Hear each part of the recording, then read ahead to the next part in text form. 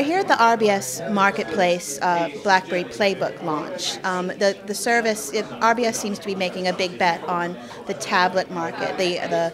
So, I mean, can you go a little bit about what the RBS Marketplace service is, why you've gone with research, and who this is aimed at?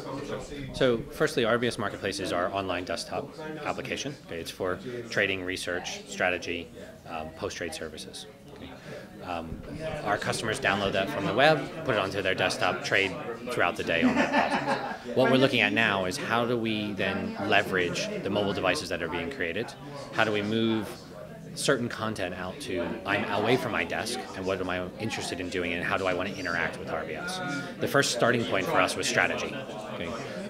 Obviously, strategy is a reading infrastructure. You know, it's articles, it's graphs, it's things that are very kind of user interactive of a book. Okay, so tablet devices are a logical place to go with it. There's things that typically go out via email when they're out of hours, and customers are trying to read them on smartphone devices. Looking at tablets, it's a much easier medium to be able to read a page and go through that process. That's where the starting point has, and I think that's where you can see the first rounds of customers being interested in taking the application and seeing a out of office, out of hours type infrastructure as to why you'd want to interact with RBS at that point. You mentioned also, you know, sort of the commuters and looking at research in the morning. So is that one of the reasons why you went with this for the first time? One of the things we've been discussing when we were looking at this is the hour train journey that a lot of people in the UK commute. I personally don't like that, but others do. Okay, is the idea that if we were able to build a device that would automatically download the information as we go through the process. So overnight, I have it on Wi-Fi. It's able to download the articles that have been launched overnight. When I wake up in the morning, I can grab that device, I can take it onto the train with me. It already has the articles in it. I can spend some time, maybe not reading the whole article, but trawling through, say there's 30 articles, the 5 articles that I'm interested in focusing on when I get to my desk. That's grabbing some of that time so that when I get to the desk and I'm in the market at that point, I already have some background to what's happened overnight. That's the focus we've been trying to get to, of that commuter, the person on the plane, the person on the train on their way in, who has some free time to take a look at what they're doing. Typically, they're sitting on their BlackBerry and they're reading their emails on the way in.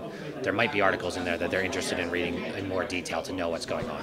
So right now it's research, but you mentioned that you might be looking at the order book, looking at trading capabilities. What are some of the discussions around that? So the main discussions for us is having to look at this not being a replacement to the desktop device. Okay, it's not a full, take the whole desktop device and stick it on a small tablet. Okay, this is about what types of information and what types of interaction do customers want to have out of the office. Okay, so some of the things we've been looking at is order book functionality. So when a customer sees an article that says there's been an event, it's happened in the middle of the night, I know what kind of positions I have, I want to cover myself for a position, I want to see where the market's moving. The other half of it is executions. Okay, so in the order book functionality, I've put a level in, and the market's moved through my level while I was asleep. Okay, I now have a new set of positions because I've sold that article or I bought that assets.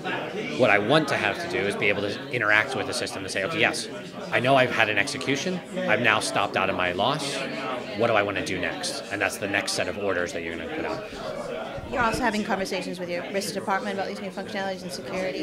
Yes. So, I mean, obviously, everything that we put out has to go through the correct levels of security. We have to have the right digital signing. All of that functionality needs to be embedded in what we're doing here.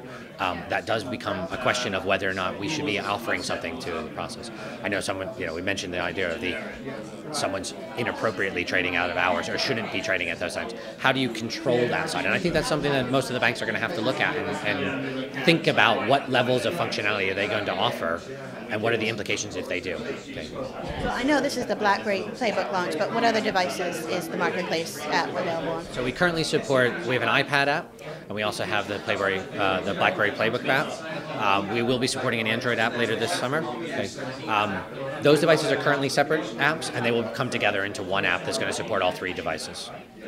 From our perspective, the customers should have the choice of which app, which device they want. These are personal devices.